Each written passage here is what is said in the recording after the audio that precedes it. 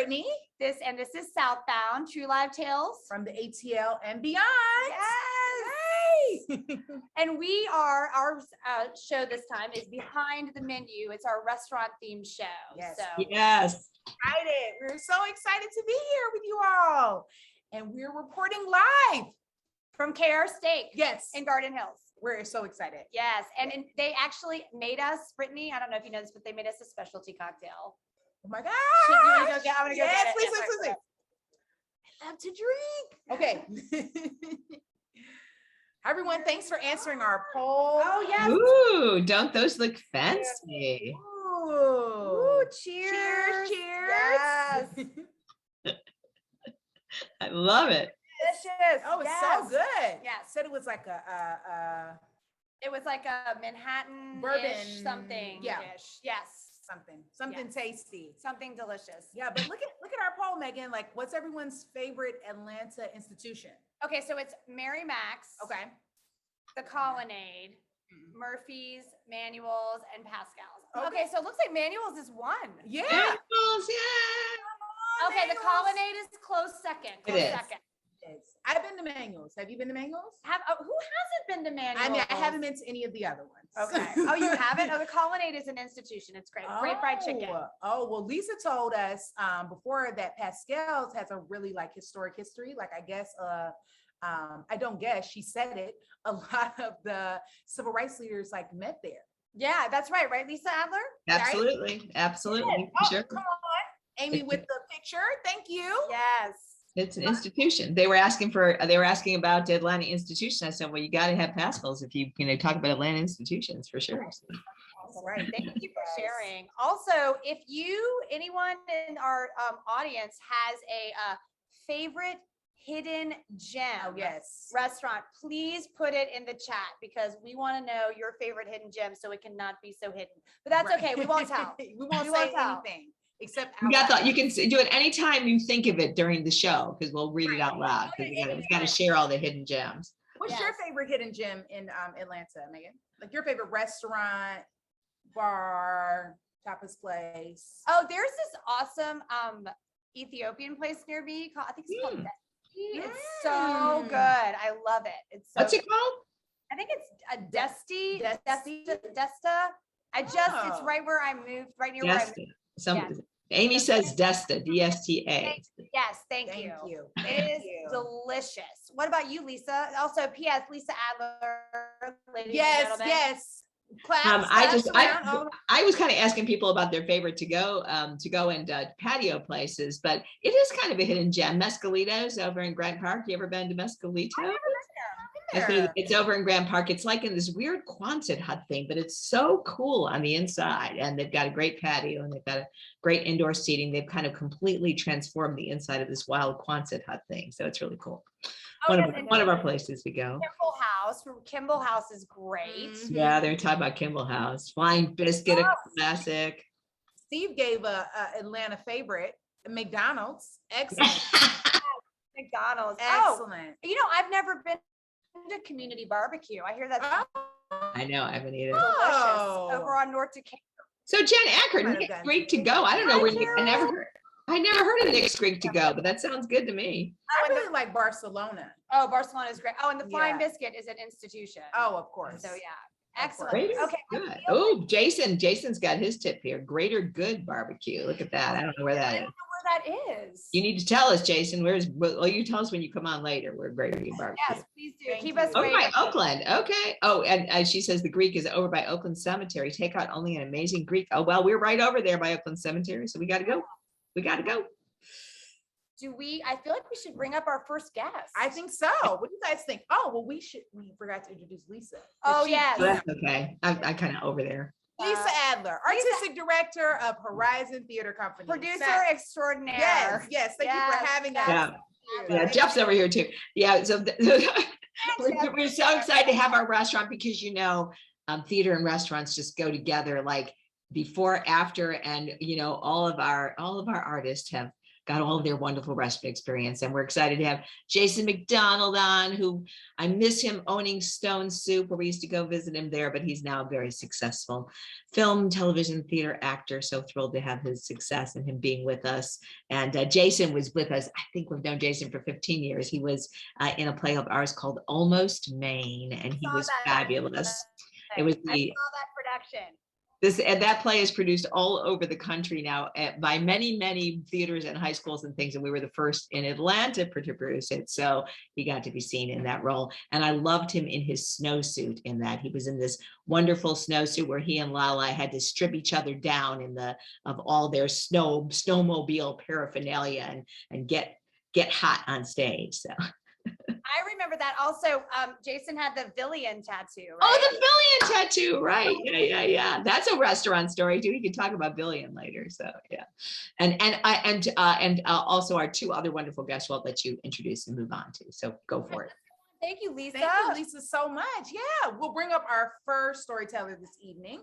Patrick Donohue, I'm so excited for this story, is an Atlanta-based actor and writer whose screen credits include Love, Simon, and LA Minute, Fox's The Resident, TNT's Good Behavior, the critically despised Undercover Brother 2, and his writing has been published by the Writing Cooperative, P.S. I Love You, and ATL Well.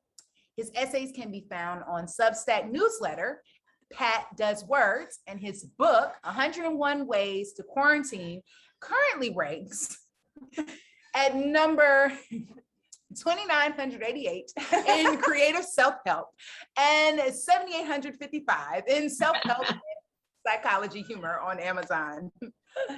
He says, hold the applause. When you watch actressing or writering, he can be seen coaching CrossFit or slinging steaks at an undisclosed restaurant in Buckhead.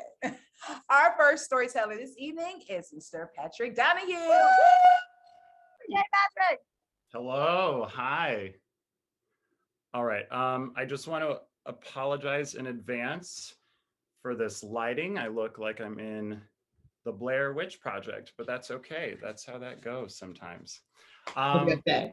Hi, everyone. So this is the true story of the Krabby Patty. So I was 18 years old and I was approaching my high school graduation. And I proclaimed to my parents, I said, Mother, Father, I am not going to college. I am going to be a star. I am an adult now and I can make my own choices. Watch me go. And I said, I'm going to go to where everybody goes in order to be a star. I'm going to go to the Midwest. I'm going to go to Chicago, Illinois. And to my parents' credit, they said, that's totally cool. You got to do what you got to do. But we're not going to give you any money. And I said, oh, okay, that's an interesting take on the situation, but that's fine because you forgot the thing about me being a star, and stars, they don't need money from their mommies and their daddies. So catch you later. So I go to Chicago and I'm living with my two best friends who I coerced into moving to Chicago with me. And I am free. Like, there is no school, there are no parents, there is no family. It is amazing. And I'm in this gargantuan city and I am like a grown-up. I'm an adult. And as the months go by, I kind of start to feel like, you know, maybe I need a job. Yeah, I'm going to get a job. That's what I'm going to do. I'm going to get a job so I can have a little money coming in before the whole stardom hits, because, you know, everyone needs jobs, right? So my best friend who I was living with was like, well, why don't you come apply at my restaurant? I said, yes, waiting tables, quick money. I got you. I'm there. I'm there for it. So I go to apply at her restaurant. To this day, I will not speak the name of this restaurant. It is a national seafood chain restaurant. You might know their Cheddar Bay biscuits, but that's all I'm going to say, because ever since that time, I will only refer to it as the Krabby Patty. So I went to apply at the Krabby Patty, and I got hired at the Krabby Patty. And they said, hey, so we don't need a server, but you can be a host. And I'm like, cool. I'm not going to be here for long anyway, because stardom. Okay, buckle up. So I'm fine hosting, whatever. If you have approximately 4 functioning brain cells, you can probably be a host, right? As long as you can like divorce yourself from your own humanity, you can be a host. Easy peasy. So a couple weeks, days, minutes into this hosting job, I start to realize that this isn't really like the vision that I had of stardom, okay? First of all, the Krabby Patty was not technically located in Chicago. It wasn't even in the big city. I was in Lincolnwood, Illinois, which is as horrifying as it probably sounds. It's a suburb, and I mean that in the most derogatory way possible. See, I lived in Chicago where all the people were, and then I took a bus and a train and a bus to go work where the people were not. And that was not what I had envisioned for my life. And the thing that made the Krabby Patty so incredibly terrible was BK, who was the general manager of the Krabby Patty. Now, BK, in my mind, could only stand for one of 2 things. Either Brenda Klein, which was her name, or big cunt face. I have decided in that moment, it was big cunt face. To this day, 14 years later, BK is one of the meanest people I've probably ever met in my life. And I've been a professional actor for like 15 years. So BK, the name makes my skin crawl. So this next fact is not, this is not body shaming, but I need you to see with your eyes what I saw with my eyes as an 18-year-old.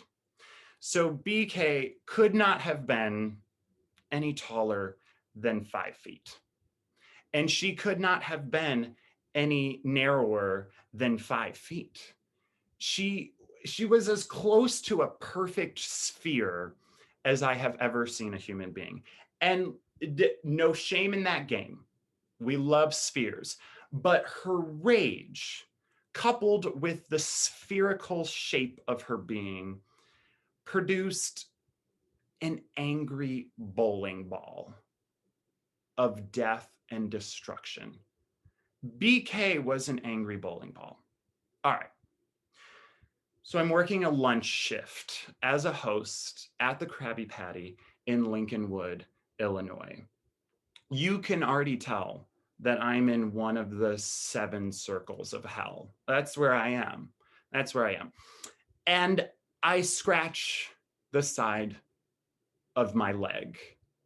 And I think to myself, I showed my socks a little bit with that scratch. Oh well. And then I hear the thunder of feet from across the restaurant. My heart rate starts to rise a little bit, and the thundering gets closer and closer, and I smell the sulfur, and I know that BK is near, and I know she is headed right towards me. What color are your socks? In my face. I'm sorry. What color are your socks? I'm so I'm sorry, BK, they're white socks. I'm so sorry. You know you're not supposed to have white socks. You know you are supposed to have black socks. Okay, now, to BK's credit, in the Krabby Patty handbook, which I had to read and take a test on, the hosts have a very specific uniform. You've got the white button up, you have the black pants and the black shoes with the button and black socks. Now, I am 9 months into my Chicago stardom journey. I have $0 in my savings account. I have negative dollars in my checking account. I do not know how that happens or why that's allowed. So I could not physically afford to do laundry, and all of my black Krabby Patty socks were dirty. So yes, the bowling ball was correct. I was wearing the incorrect socks for the occasion. But to me, in my mind, if nobody can see my socks, unless I randomly scratch my leg and move my pants, then I think I can bring people to their Cheddar Bay biscuits and do my job with white socks. But according to BK, that was not allowed. I need you to go clock out and go to the mall across the street and get socks and come back. Shoot. You want me to do what now? And at this point, another manager had come over because we had a situation now, a sock related situation, if you will. And so I'm staring at the two of them like, you can't be serious. And all I'm thinking about is my negative dollars that I have and how I'm gonna go over to the mall across the street and get black socks. That's insane.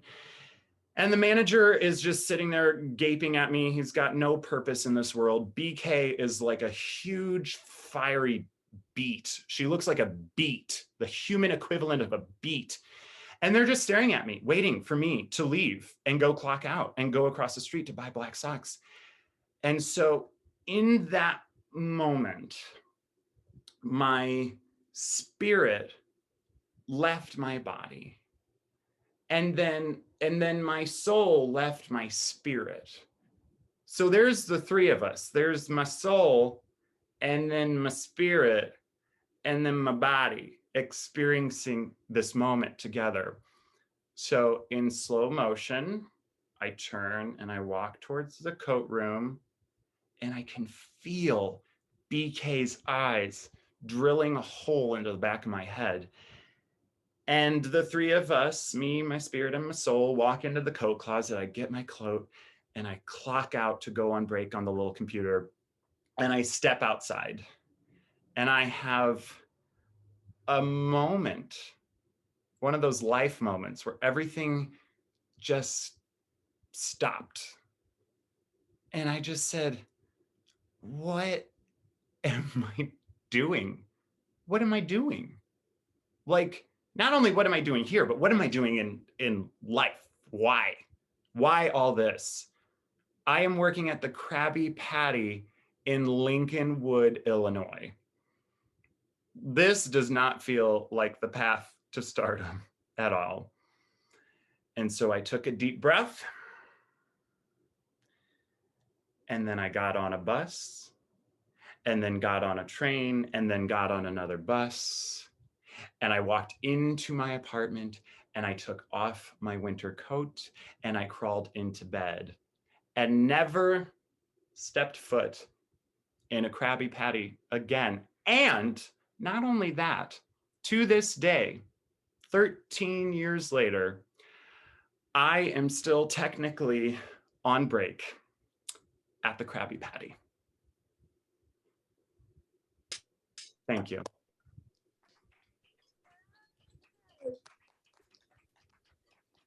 We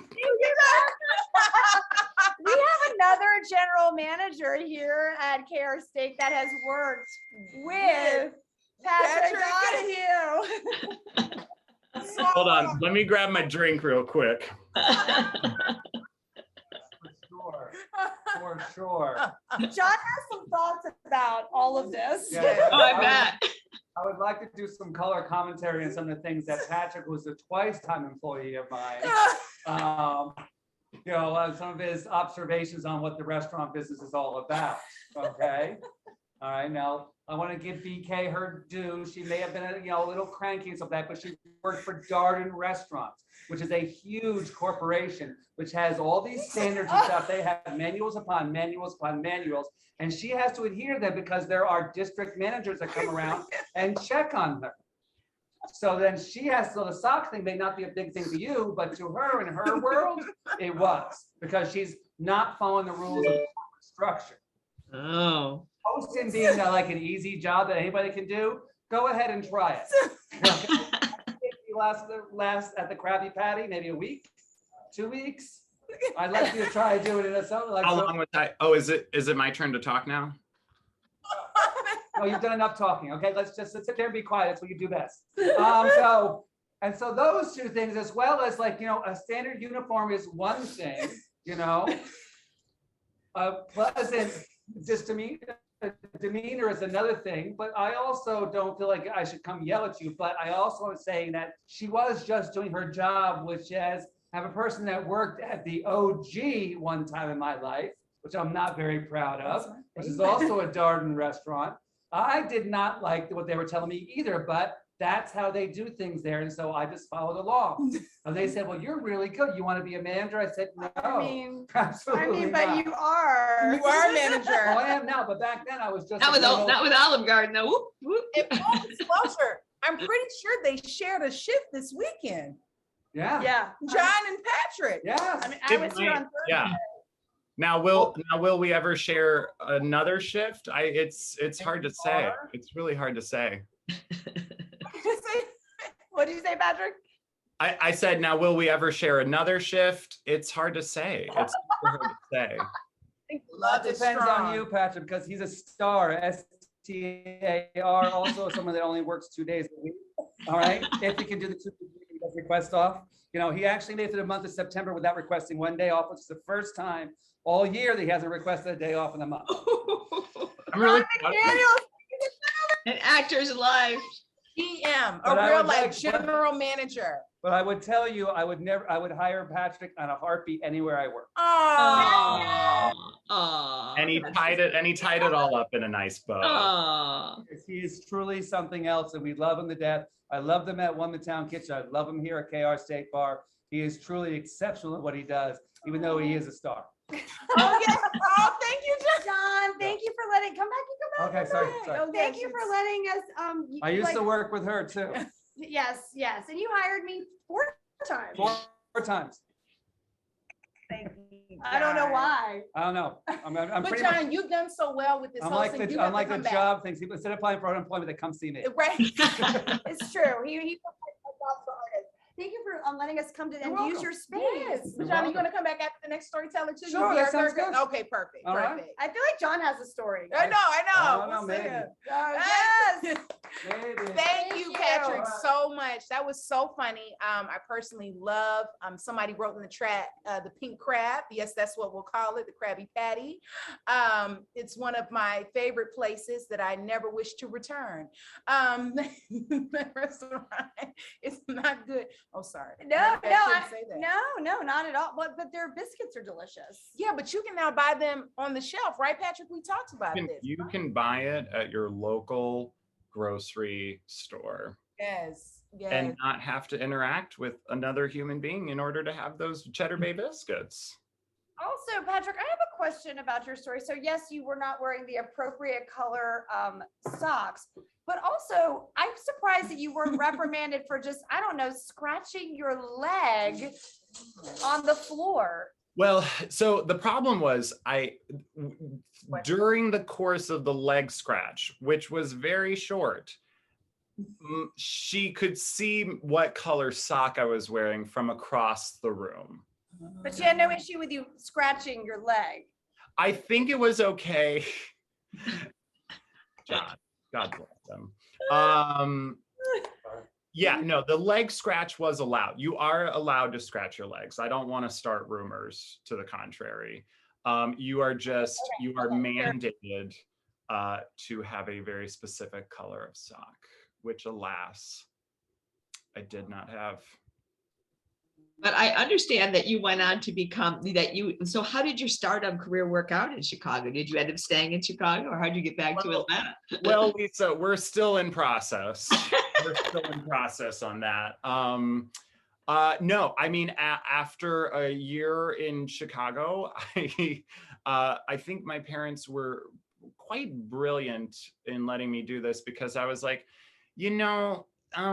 college sounds okay. College. I let you do your own juices, guys. Yeah. So went to school and then came back to Atlanta and worked for a little bit, and then LA and back to Atlanta, and here we are. We're doing it. And I understand you're a writer as well as a performer, and from what your credit said anyway. So that's good too. What do you have next coming up, Patrick? Plug yourself. Plug it all. Plug myself. Well, so I just had a Bud Light seltzer commercial. Oh, there you go. That's important. Air the other day. So that's where we're at, team. We are at Bud Light seltzer commercials. Drink it, love it, live, laugh, love. There you go. Yeah. What's the lines in the commercial? So I had to improvise a wedding speech, and so the clip that they used was me saying the phrase, "And that's when he knew Melanie was the one." Oh, okay. There you go. You guys, it's a craft. It's right, Patrick? It's a craft. Yeah, it's all connected. Classic. I'm a crafts person. I'm really, I can't help you otherwise. Thank you so much, Patrick. That was awesome. Thank you. Thank you, guys. That was so fun. And to do your final bow. Yes. Yeah, I'll be back. I'll bow. I'll do it. Have we gotten any more hidden gems? Let me see. More comments about John throwing shade at Patrick is all this. I see Senor, I don't know how to say that. I don't speak Spanish. Senor Patron, is that how I say that? I don't know. In Midtown? Oh, Senor Patron. Yes, that's Midtown. I don't know. Yes, that's a great spot. And they have great margarita specials, Megan, most days. Yeah, that's a great And I see Farmed. I don't know Farmed, but I see Farmed in the chat. I haven't Farmed either. Sue, Farmed in the chat. Let us Please, know. yes, let us know where that is. I love it. Oh, Cafe Bombay, Greater Good Barbecue. That's what I see from when we last talked. Oh, and I really like Blue India. I've never been. Yeah, I think it's downtown. Good. All right. I think it's near the Woodruff Arts Center. Okay. I think so. Yeah. All right. Yeah. Great. Let's move on to our next performer. Absolutely. Okay, our next performer is Mr. Brandon Partrick. He is an actor, musician, educator, bartender, barista, and a backyard mechanic. He and his wife make a band Instagram at Brandon Partrick, and he rarely posts, but other people do tag him and stuff. Yes. So his song is pre-recorded, but then he's gonna pop on for a live interview after. So please enjoy Mr. Brandon Partrick. Howdy, y'all. This is Brandon. I want to share the song that I wrote with you. This song is about a lot of different feelings that you can have in the restaurant industry and all the different sort of jobs that I've held in restaurants. There's a lot of positive emotions, a lot of negative emotions too. It can be quite stressful, but sometimes it can feel kind of romantic in a way. Sometimes I'll say that. So wrote this song and I hope you enjoy it.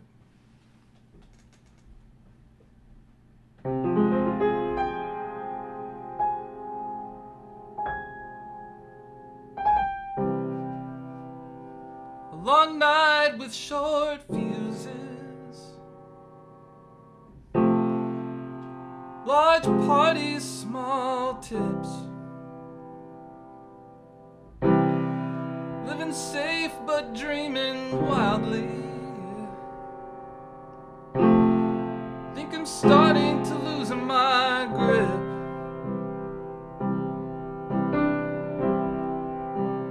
29 wants ketchup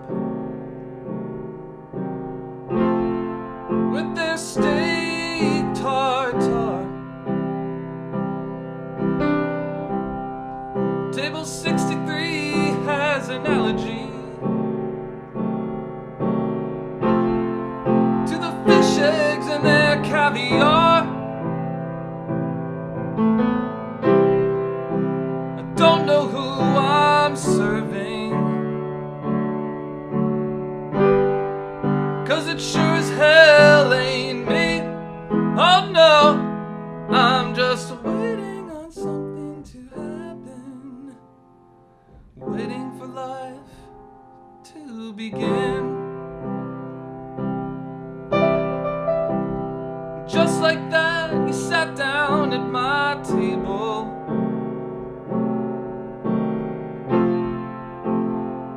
Nearly dropped my tray.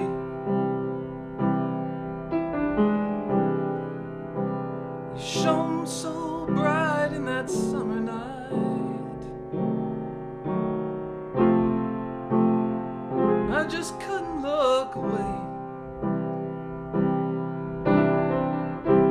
Your meal came and went, we talked past closing. The words poured out of me. What are you up to a week from now? I'd like to take you out if you're free. Life sat you at my table, and this next round is on me. I know, yeah, you got your food and your drink from me, but you were the one who fed my soul.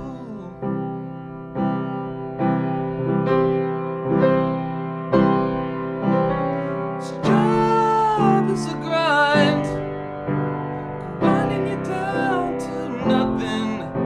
The money's fast, but it don't last. It's 86th away. I keep hope alive and hope that it'll serve me in lieu of a decent hourly pay.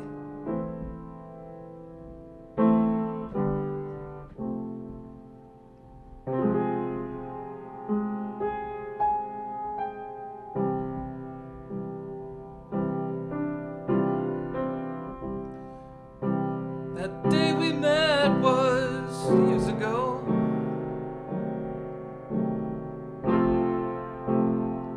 We didn't pass the test. I'm still waiting on my section. I'm still wishing you the best. Yeah, life sat you in my section. Sometimes it works that way. Oh yeah, yeah. You got your food and your drink from me. Now I'm waiting on nobody else but me. I'm taking off the rest of the day.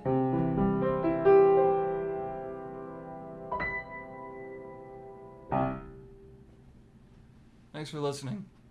Tip your servers. Oh my gosh, that was beautiful. Hey, y'all. Hey, how are you? I'm doing swell. Thanks for having me. Thank you for giving me the opportunity.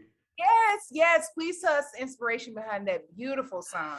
Well, I was vacillating between a lot of different takes on this because I got the prompt to write a song about restaurants, and having worked in them for so long, like I say, there's a lot of different feelings that come up. So there was a very angsty version, just like, oh, I can't believe these freaking people, just like that feeling. But then I also wanted to give credence to the idea that this is you do get these sort of aggrandized ideas about it, like this is like a family that you have working with, and the experience you have as a server is unlike any other, in any job, and it can feel really menial and feel like crap, but it also has this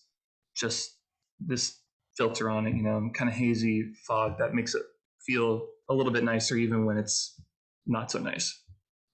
Yeah, that was just so beautiful. Oh my Thank God, that was you. so sweet. Yeah, Thank and you. I was expecting the turn, right? Yeah, I thought we no. were like in a group, we're talking about our ketchup and stuff. Yeah, So and then you're at the table. right, What's going to happen? Then it becomes a love song. It's the love about any young lady in particular. This was a fictional story, completely made up, but yeah. But I do have a special lady, but we met before my restaurant days. Fair. Yeah. But yeah, that's what that's about. So not to name names, as we have learned from Patrick Donohue's Krabby Patty. Yes. Mm-hmm. But do you have a favorite restaurant gig, and then also least favorite? Great question, Megan. Yes, I have a favorite restaurant gig. I guess I really can't name them because I feel like it'd be fine to. Favorite, go for it. Oh yeah, my favorite. You want to name both? Go for it. Sure, yeah. Drag them through the mud. I really enjoyed working for Empire State South, and it was excellent, and that's where I got to meet some really great people in my life, and one of my groomsmen was someone I met working at this restaurant. So that's what I'm talking about, this sort of like romantic feeling, like it's not all just clock in, clock out, here's your food, shut up, although there's elements to that, but you get to meet people who are dedicated to good food and craft of what they do. And so that was great. And I just gained an appreciation for wine, farm to table. That was another sort of song idea I was, working with, but come back and sing Farm to Table, because I would be so here for that. Got the lyrics, like literally. Like, we're ready for Farm to Table, right on? Yes. We would love that. No, Brandon, I saw you playing the piano, but I assumed you were going. Don't you play other instruments as well? I do. I play guitar primarily. Okay. Thanks. I assumed you were going to play guitar, so when I saw the piano, I was like, oh, okay. Something about this prompt was like, well, I've been excited about learning more piano, and I still haven't taken like formal lessons, but I've got those chords, as you saw, like the triads on the beat, right? And I love. There's so many great, singer-songwriter pianists that I admire, and so I wanted to. Your song definitely had Piano Man vibes. Yeah, yeah, exactly. Very Billy Joel. On a Saturday. Right. I love that. Uh-oh. We got a visitor here. This is. So, did you say a least favorite restaurant gig? Yeah. Let's see. Similar to Patrick there, I feel that dress code violation that hit me pretty hard.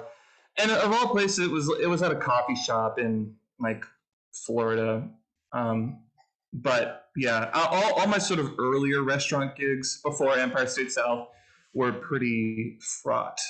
I can't really say any of them were worse than the other. They were just all pretty bad. Something about a first gig is something, because I worked at a place that was not that I didn't enjoy either, my first restaurant gig, and I don't want to like out name names, but it rhymes with Schmoke Cafe. Cashier there, and I didn't love it. Not okay. It wasn't okay to work at Schmoke Cafe. Everything was not okay. Everything was not Schmoke 24 hours a day. Well. That sounds awful. Yeah. The thing is, though, I do still get like little mini anxiety flare-ups, like, oh my God, is the glassware polished? And I'm like, I have a wave come over, like, I don't work there anymore. Oh, that's right. Do you have you had like anxiety, like the waiting table nightmares? Yes, I have. I think that just always sort of manages to come in. It's either the sort of main plot of my nightmare, or it's like sort of like B-side undercurrent, like, oh, by the way, all your tables hate you, and they, you know, they want. Dream about my bed was table 10 and everybody kept seating it, and I was like, guys, I need to sleep. Yeah. Yeah. So much. That sounds like a nightmare that belongs in a play, Megan. I know. And they would get on you for like not folding your sheets right. They'd be like, these sheets are not. I was just like, I was just getting to sleep in my bed table, like it's sad. Brandon, please tell us what's up next for you. Plug yourself. Nothing really. I have no gigs coming up. I will be writing more songs just for fun.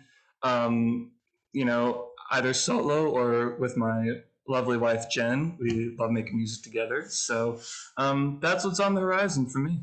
Yeah, Jen Acker, who's been in shows all over town, including Horizon. So. And you're going to be coming back for the Farm to Table song. Perfect. Yeah, if I can kind of shoehorn that prompt in too, like maybe there's like the prompt is something completely different, like finances, but we have this song that, you know, we got in last time.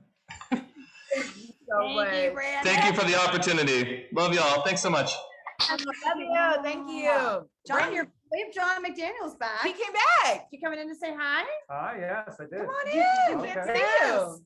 Sorry, I have my mask on. That's okay. We are just. there you go. Do you have any? There you go. Look at that. That was There even you better. go. Yes. Yeah. We just have a quick. Like an Amish. Don't I?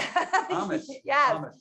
We have a quick question for you. So what brought you to become like? What brought you into the restaurant life? Oh gosh, really? Yeah, no, this is yes, please. Okay. Really? Actually, I lied to get my first restaurant job. Yes. What did you lie about? I lied about that I worked in restaurants before. We had decided in the early 1980s to go up to Provincetown, Massachusetts for the summer. And a friend of mine, Stephen, and I, so we went up there and we were looking for jobs. And I went to this really fancy restaurant called The Muse, which was really, really, at the time, was a very fancy restaurant in Provincetown. And they said, have you ever worked in restaurants? I said, yeah, absolutely. I've worked in restaurants, sure. And all that stuff. I had never worked in a restaurant ever in my entire life. And this is back in the 80s where there was computers and stuff like that. So everything was written down on dupes. Yeah, you had the dupes. You had the dupes to go to hot apps. You had the dupes to go here. You know, I remember walking up to the dessert guy, I think my first week, and I said, what's a cappuccino? Yes, this is great. And he was like, you don't know what a cappuccino is? I said, no. Yes. And then you had to look at the credit cards in the book and stuff like that. It was a learning curve for sure. Yeah. But working at a seaside restaurant upscale with like 20 specials a night. Oh my gosh. So yeah. Yeah. I learned a lot that summer. Obviously you took to it because here you are. Yeah. I did. I went to school for something completely different, but the restaurants have always been there. And my education from Emerson was on political communication, and really restaurants are kind of political communication, let me tell you. Oh, yeah. Yeah. So what brought you down to Atlanta? Mhm. Winters. Oh, yeah. Oh, right. Yeah. It went Yeah. That makes sense. I And was how long living have in you been Boston. here? I grew at up in KR New Steak? York, and I was living in Boston, and I moved down here after we got a snowstorm on April 30th, 1995. Oh, And we're not okay. like saying like a snowstorm, like a dusting. We're talking about a blizzard. Okay. On And I April was- 30th. April 30th, and I was like, I'm done. You're like, I'm good on I'm this. done. Yeah. So the Olympics were coming on down here. My sister was down here, and that's when I came down here as a server, and then got a job at Nava, where I Oh, worked with that's Megan. where we worked Yeah, together, as and a with server. Kevin. And then I Kevin. didn't know you were a server in Nava. I did. That's how I started Okay. there. That's very Yeah. cool. And then they moved me up to assistant manager, beverage manager, and GM in 18 months. Yeah, Oh, you're great. And you've been a GM since? I've been GM since. And how long at here at KR Steak? Only a year and a month. Really? Yeah. Well, I've only thank had you for three jobs. having I've only us. had 3 jobs in Atlanta. I was at Nava for 10 years. I was at One Town Kitchen for 15, Oh. and then I was here. Now I've been here. So, And Parrish. Amazing. well, Paris is the same company as Oh, One same Town company, Kitchen. right. Got so- you. Got you. So- Yeah. Well, thank And you then I'm wearing so my much. barbecue shirt. Okay. I know Thank Thank you for you. coming in and You're visiting welcome. us Thank you and guys for letting us- coming in here. Yes, you guys Yeah. come visit KR Steakbar. Yeah, this is the speakeasy. Look at that bourbon selection. Go Yeah. ahead. Woo! Yeah. Good. I'm coming. Thank you, John. Thank you, John. Scallops. Are those Oh, are those for for this- us? Yeah. What? You guys, we have John brought us food. Look at there. Whoa. Oh man. Thank you so much. I thought it was for you. No, Right. for you. Oh my Thank God, you. this is great. You guys come to KR Steak. They treat you right. Yes. Is it? I guess. Is it time for our final? I think it's time for our final storyteller. I think so. I think Okay. so. All right. John's been like a great third host. I mean, Man. John has been. What do you think, Lisa? Should we bring John on Right. as our third host? Oh yeah, there you go. All right, you guys, our final storyteller tonight, Jason MacDonald, made his professional acting debut on the soap opera Another World and appeared on every New York-based soap, including As the World Turns, All My Children, The Guiding Light, and One of as my faves. I love Sorry. Guiding Light too, and as Principal Fletcher on One Life to Live. Jason's New York stage work includes stints at La Mama, Circle in the Square, two of my favorite theaters in New York, Lincoln Center, and opposite Frank Langella in the Roundabout Theater Company's production of The Tempest. Jason has worked extensively in commercials, industrials, print, and voiceover in the New York, Los Angeles, and Atlanta for over 25 years. Feature film and credits include The Accountant, Life as We Know It, The Family That Prays, Beacon Point, The Joneses, Pageant Material, and the thriller First Summoning. Now, his television and credits include Bull, Dynasty, Miracle Workers, Bigger, Good Behavior, The Inspectors. Kevin Probably Saves the World, Outcast, Born Again Virgin, Necessary Roughness, Drop Dead Diva, House of Pain, Single Ladies, Magic City, Witches of East End, Criminal Behavior, and as Grayson Gilbert on what? The Vampire Diaries. And as a founder of Drama Inc., which is a fantastic place, Jason has written, produced, and directed several short films, including the International Film Festival hit Mr. Goody, which is amazing. Please welcome to the virtual stage, Jason MacDonald.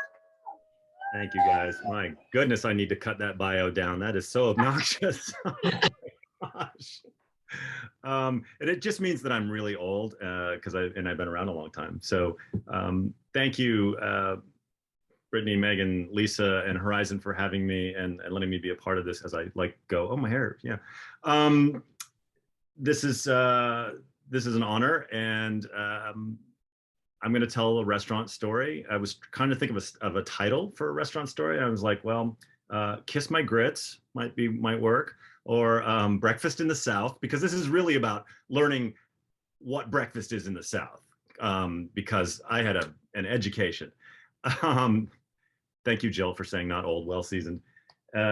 Or this story could be called Brunch PTSD, because to this day, so I'll give you a little bit of a background. I left Stone Soup Kitchen after 7 years on April 28th, 2013. That's the last time I worked in a restaurant. Woohoo!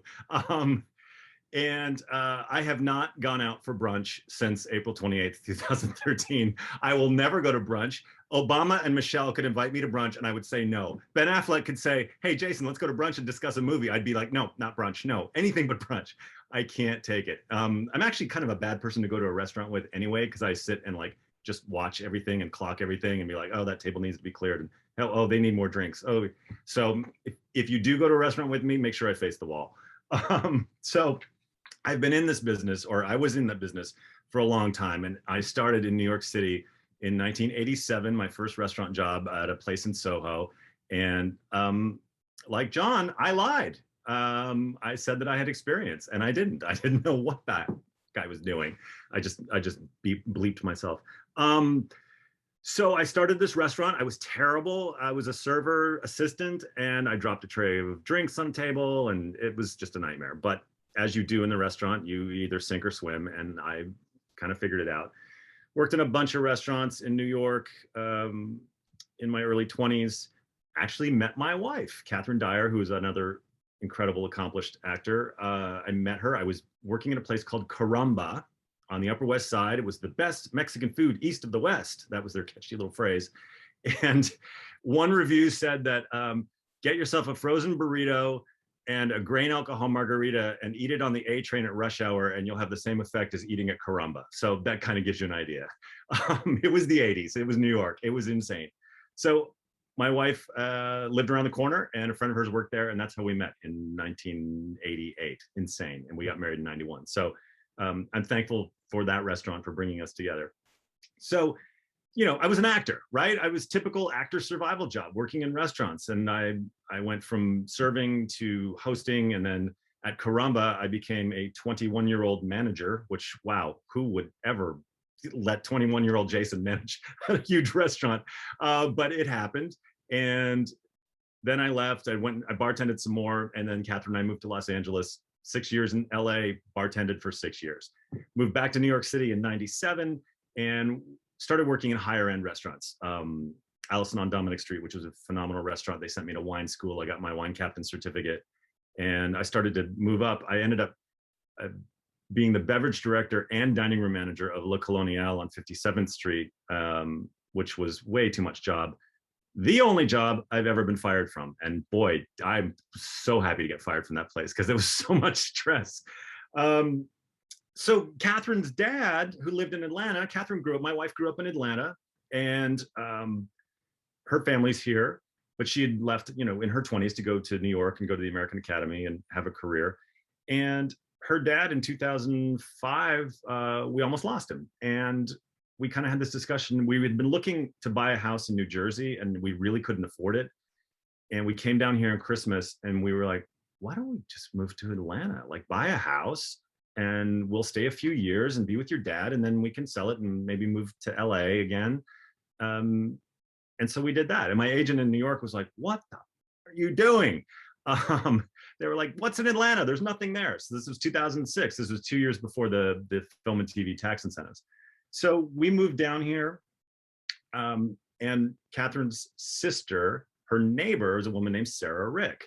And Sarah had been involved in the original Stone Soup Kitchen in Virginia Highlands. She'd been an owner there. Then she'd opened Savage Pizza with a couple of guys, left Savage Pizza. And then in 2005, she started Stone Soup Kitchen again, a new iteration of it in Grant Park, well, between Cabbagetown and Grant Park on Woodward Ave.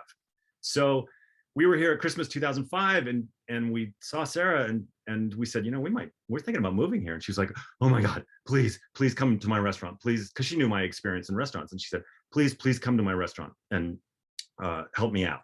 I was like, cool. So we knew we'd moving down to Atlanta with a job in place, but I was also still in that high-end restaurant level. So I was submitting resumes to Fifth Group and Bacchanalia, and I had interviews with them, and Fifth Group offered me the most amazing job that I turned down, where they were opening Echo, and they were creating a position. They wanted me to be, I think they call it like customer service manager or something. I don't know what it is, but I turned it down.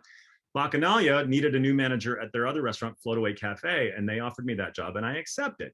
But I didn't quit Stone Soup. I came into Stone Soup sort of like on a consultant basis, just helping out. So I worked at Stone Soup during the day, and then I would go to Bacchanalia and work there at night, because they wanted me to train at Bacchanalia before I took over Floataway Cafe. So I was getting about 5 hours sleep a night. It was insane. And I thought, well, you know, Floataway Cafe will work out, and I'll leave Stone Soup after a few months and of just helping them out a little bit. Well, it turned out I hated the high-end restaurant. And one shift at Bacchanalia, I came in at the beginning of shift, and I went down to the owner's chef's office, and I said, hey, this really isn't working out. I can stay and work the shift tonight if you want. She's like, no, you can go. So I left. I felt so great. I came home, and I was like, I think I'm just going to work at Stone Soup. And I became the general manager and worked. And then after, I don't remember the timing exactly, a year and a half, I became 30% partner. And then a year after that, I got 15% more of the restaurant. So I was equal partners with Sarah. And it was an incredible experience. But I knew nothing about breakfast food. I knew nothing about breakfast food in the South. I didn't even eat eggs. I didn't know from grits. Guys, Southern people and grits. Oh my gosh, there's so many opinions. Cheese grits, wow. If you ever had our cheese grits at Stone Soup, they were amazing. And I'll also tell you that if you ate a bowl of cheese grits at Stone Soup, that was your caloric intake for 4 days, because there was so much butter and cheese in those cheese grits. But they were amazing. So I learned to love grits. I learned about biscuits. I learned about biscuits with lard and biscuits without. And then I learned about eggs. I figured one year I did like some calculation and figured out that we sold like over 82,000 eggs in 1 year of business. I was like, that's a lot of eggs, and I'm not an egg guy, so it was definitely an education for me. I remember being there in like my first couple weeks, and an older Southern gentleman was in there, and I went to the table, and he's like, does your orange juice have pulp in it? And I was like, I'm sorry, what? He said, does your orange juice have pulp in it? I was like, I didn't know what he was saying. I had to get a server. He was asking if our orange juice had pulp in it. And I was like, this whole Southern thing. But I figured it out, and it became the great thing about Stone Soup. For those of you who went there, it was all about community. And I think that with, looking at Horizon Theater and the community, the Atlanta theater community, and how people are support each other and are there for each other, and it is similar. And yes, restaurant business has its challenges, but there was a real sense of family and regular customers who I'm still friends with, people that I've had in my home that were customers in the restaurant, friends from Cabbagetown Clay and Glassworks used to be next door, and I became friends with a bunch of those people, and Garden Hood across the street. So it's just that whole sense of building community. Now I have to tell a quick Horizon story and how I made my Atlanta theater debut. So 2007, a young lady named Lucy Smith, who I knew in New York. We had worked together at a restaurant, and she was originally from Atlanta, and she moved back to Atlanta after Catherine and I moved down here. And she was a Columbia University grad, and she said, hey, I need a job. I was like, come, sell pancakes at this restaurant that I'm managing. So Lucy came and worked for us. Side note, Lucy, Sarah's daughter, who went to Yale, and then we had a young lady who had just graduated from Brown. We had 3 Ivy Leaguers at one time on our staff selling eggs and pancakes. So there you go, that Ivy League education. So Lucy one day goes, that's Jeff and Lisa Adler sitting over there. They own Horizon Theater. And I was like, oh, cool. I don't really know the theater scene in Atlanta very well. And she was like, well, you should go talk to them. And so I went over and I was like, hey, I'm Jason, and I manage this place, and I just moved here from New York. And Lisa's like, we're casting a play called Almost Maine, and I want you to come audition tonight. I was like, wow, like my timing was really great. So I went to the audition, and then I got a call back, and then I got cast in the play. And the great thing about Stone Soup Kitchen, so in 7 years, I only had one week vacation, one 7-day vacation. But that was because I saved my days off. I saved my vacation days for when I did a play, or when I did a couple of days on a movie or a TV show. So it worked out. So I came back to Sarah at Stone Soup, and I said, hey, I want to do a play. How do you feel about that? And she's like, I love it. Let's do it. And so we worked out the schedule, and I did Almost Maine, directed by Jeff Adler. And it was amazing fun and a little scary because I was new to the community, but I was welcome to the community, which was really awesome. And then I think it was the same year, Lisa, that Heidi was directing Water Coolers with Jeff and Brandon Odell. And I was really nervous because I hadn't sung in a long time. And I came in, auditioned for Water Coolers, and we did that. And that show, the rehearsal process was arduous because I was feeling insecure about my singing and movement. But once we got that show open, that was a blast. We had so much fun with that show. So that was how I ended up in the Atlanta theater community. Now, one more story about Lisa Adler. 2008, I think, she came into Stone Soup. I was working, and she said, hey, we're doing this play called In Darfur. I've had auditions. I'm not seeing, exactly what I have in mind for the role, the lead guy. And it was just a bad time at the restaurant. Like, we were short staffed, and I said, Lisa, I can't do a play right now. I really can't. And then she came back like a day or two later with the script, and she's like, I'm offering you this part. You don't have to audition. And again, I still to this day, I'm like, I can't believe I turned down an opportunity to do theater and tell a beautiful story. But the timing wasn't right, and I had to turn it down. But what happened was, Eric Mendenhall, Lisa ended up casting a little bit against type, and Eric Mendenhall did it, and he was fantastic, and he's a fantastic actor. And so it was Eric's role, but I still, there's a little bit of me, the actor in me, that's like, it hurts to turn down work for sure, especially when it's such an incredible story like that one. So covered cheese grits, covered eggs, covered the Adlers. Sunday brunch, I covered that, right? I don't do Sunday brunch. I'll never go. But the big takeaway for me from Stone Soup and the years that I was there, and it was incredible, and it ended not in the way I would have necessarily liked, but I went on to open Drama Inc., which is the business with my wife and Claire Bronson and Scott Poitras, and we teach actors and we tape actors, and we built a community there. So I feel like my 15 years in Atlanta, I was able to build community at Stone Soup, and I'm building community at Drama Inc., and I feel like part of the Horizon community.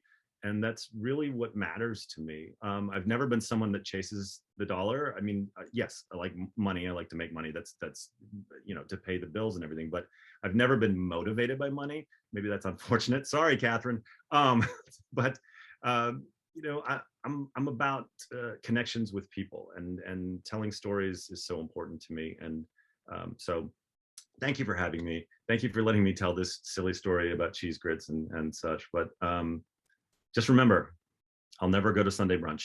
Don't ask, okay? Hey, thank you so much. That was a great life of Jason's story. I loved That it. was so great. And really quickly before we dive into, I have a couple of questions for you, Jason. We have the man, the myth, the legend, Kevin Radford. Whoa. Yes. I bow down. I bow down. Having us. Thank you. Thank Oh my gosh. We're so happy to have you here. Thank you. This has been so great. So Kevin, here's our question to you. Yeah. Do you do brunch? Oh, yes. I'll tell you a brunch story. I worked at Commander's Palace in New Orleans, and for the and to your chagrin, 82,000 eggs, nothing. Okay. I mean, I got to tell you, when you work at Commander's Palace, it's like 5 times that. And I had. Are you okay? And I said, no more of that shit. No more of that shit. So in these restaurants, we never do brunch. Yeah. Matter of fact, I hide from the day anybody ever says, why don't you do brunch? No, that's not gonna happen. Thank you so Thank much. you for Thank having you. us, Kevin. This Thank has you been very such much. a great So nice to honor. have you. Thank you so much. Thank you. Yes. That's so cool. I know. I love it. Kevin Radford, ladies and gentlemen. He's a legend. He is a legend. Oh, He's a legend. The myth, Yeah. the man, the legend. So cool. Yes. And they fed us good. They fed us, so we've been well fed tonight. So Jason, no, you didn't know from grits. Okay. Mm-mm. You're from where? In Toronto. Canada, somewhere. Yeah. Toronto. Toronto, No, yeah. none of that stuff in Canada. No. And he So- said, don't ask him to brunch. He don't want to go. Even for bottomless mimosas, Jason. Mm-mm. I can do that at home. No. I when I first moved to Atlanta, I worked at a place called Theaters, and we served cheese grits and I was the same thing. I don't want to see cheese grits ever again. So.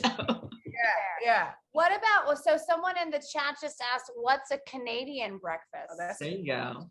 Well, here's, you've heard of Canadian bacon. Do you know what we call it in Canada? It's What? called back bacon. We don't call it Ooh. Canadian bacon. It's called back bacon. Yeah. Okay. Don't ask me why. Okay, I take that back. Got it. Got it. Back bacon. I love that though, and I love the part about the community and how those things were together. It was very similar to what Yeah. Brandon said with his song, and Patrick too. And I just had never thought about it because my restaurant job was at IHOP, so I don't talk to any of those people. No, fair. No. Jason. But he's right. That's a special. It is when you did build a community there, and those of us that went to Stone Soup all the time, we went because we knew it felt like us. It felt like our home too. So I feel like that's how I feel every time I step foot in the Horizon Theater. well, that's what you hope. Yeah. That's what we Hey, hope. And Lisa mentioned Mescalitos earlier, and those are my friends Neil and Vlad and Tatiana own the Decatur one and the Grant Park, and we love that place. I know it's a great place. Yeah, they're terrific. Another hidden gem, guys, is Poor Hendrix over here in Eastlake. I Oh. actually hate to put it out there because I don't want them to get incredibly busy, but I do want them to survive. I Poor gotta check Hendrix. Poor Hendrix out. Right there. Really great. Yeah. Or anybody. Jason, quick question: are they any connection to Port Calvin's? No, it's a husband-wife team. They named it after their dog. Oh, okay. Yeah. Do you see yourself going back into the restaurant biz at all? Bite your tongue. I will. Well, here's a funny one. So Neil, who owns Mescalitos, after I left Stone Soup, he was like, Jason, just come bartend one night a week here. He said, so many people know you, we would pack the bar. I was like, yes, I know we would. But I don't do that. No, I'm not. But you can offer to go drink there, Jason. See, then you can just go drink there and not work There there. you go. It's better. Someone wants to know in the chat if there is a front bacon. Oh, very good. A very good. Is there a front bacon? Not that I know of, but probably. Fair enough. Fair enough. I have a very stereotypical Canadian breakfast boy. question. Oh boy. Okay. Do people Canadians drink the maple syrup? Do they drink it? Yeah, do they like take different tastings of it to see which ones they like best? Yeah, there's a lot of snobbery. Like in Canada, if you get a maple syrup and it says Vermont on it, it's like, get that out of here. It has to be get back. Heard that was a thing. Like it's like Yeah. it has to be very specific. Okay. I had no idea. I'm learning. I have tapped a few trees in my day. Have you? Yeah, for getting it.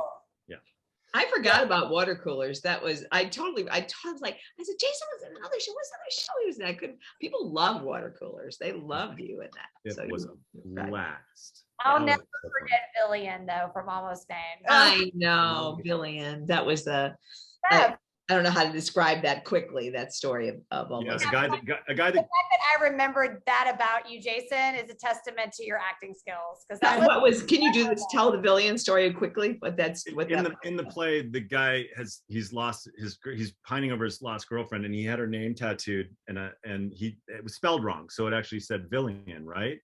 You tattooed yourself because you were a villain because you lost the girl. But then it was spelled wrong. Villian. And then you had a girl named Villian, and it was typed out because you're like, that's his girl. That's right. Yeah, and then at the end of the show, he asked the waitress what's his name. That's to you, Jason, that I remember that so vividly. That's amazing. And that was Shelby. Shelby played that role. Shelby. That's great. Great. Yes. Well, Jason, please tell us what's next for you. October 16th. October 16th on Lifetime, I'm starring in a movie called Don't Sweat the Small Stuff with Heather Locklear. I'm playing Richard Carlson, who was a real person who wrote the Don't Sweat the Small Stuff books, and he died. And we shot it in Nashville, and it's really fun. Let me ask you a question. Is it like what did they do? I mean, that was the first self-help book I read, was Don't Sweat the Small Stuff. But what did they do? Did they dramatize his life or something? Is that what it's basically his life and then his death and how his wife recovered from his death. His wife. Interesting. So okay. I'm heavy in the first half, and then I'm a ghost basically. So in the second half. And then second half I'm a ghost. Yeah. In 2022, I have a new Fox series called Welcome to Flatch. I can't wait for that. Yeah, we are a mid-season replacement, and that's Paul Feig, who directed Bridesmaids and created Freaks and Geeks. That's his show. And I've got a movie with Kevin Hart called The Man from Toronto, which I shot in Toronto last year. Oh, fun. And, he was amazing to work with. And then A Unicorn for Christmas and all the time. Where's A Unicorn for Christmas playing? Where's that? The Unicorn for Christmas is they're not telling us yet. It's either going to be Netflix or Apple TV. It's one of these weird things, guys, about our industry is these independent producers, like for Hallmark, Lifetime, they make these movies on spec, and then they have a sales rep that pitches them. So apparently there's a lot of Catherine's in Unicorn as well. That's awesome. And are you still touring the world with Comic-Con with Catherine, or not because her character died in season 1 of Stranger Things. Oh, that's right. Not as much demand, but that was incredibly fun. So yeah, I mean, just again, Drama Inc. We're back in person for vaccinated students, and it's great to be in the room with humans again. And tell us what Drama Inc. is exactly, so people understand what it is that you do there. Sure. We're an acting studio. We teach classes, we do workshops, we do seminars, we do private coaching, we do audition taping. It's sort of a one-stop shop for actors. And we're not a, we're going to make you a star kind of place. We're not, we show people, I always say it's a business of opinions, the acting business, and you're getting our opinions. They happen to be educated because we work a lot and we've been around a long time. But, there's no one path for actors, right? We know this. There's no one path that works for everyone. There's no one technique. Actually, Brandon Partrick took my class a few years ago. He was amazing. He was so good. He was so good. Gold star, Brandon. Yeah. And so yeah, Drama Inc. And we've shifted into making short films and content a few years ago. We've made, I think, 8 or 9 short films.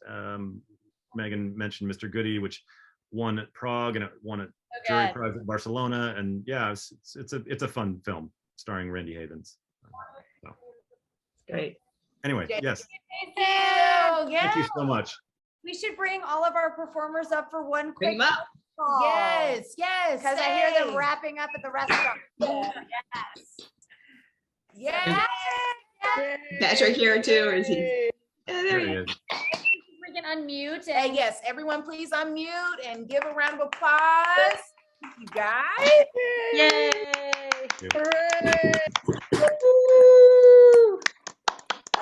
Thank you. Thank you. Awesome. First Crossed at Horizon, October 18th with a Halloween theme. You must dress up. Oh yes, I'm totally gonna. What are you gonna be? I don't know. I'm a witch. I already know. You gotta get on it. Yes. Oh, I don't know. So Monday, October 18th will be I our want to first. be Lizzo. Okay. Oh We'll talk yeah, about it later. yes, that'd be great. Our first in-person show, Halloween themed. Yes. So. Yes, it's gonna be so exciting. And we'll be posting this show on Facebook and YouTube to watch on Friday. And if you have a story that you want to share, please email us at southbound@horizontheater.com. Yes, everyone, please go ahead and unmute yourselves. One more round of applause for our storytellers. Thank you. Kevin and John. Yes. And I'm Megan. And I'm Brittany. And this was Southbound True Life Tales from the ATL and beyond. We'll see you next time, everybody. Thank you. Bye-bye. Thank you. Yeah, it was good.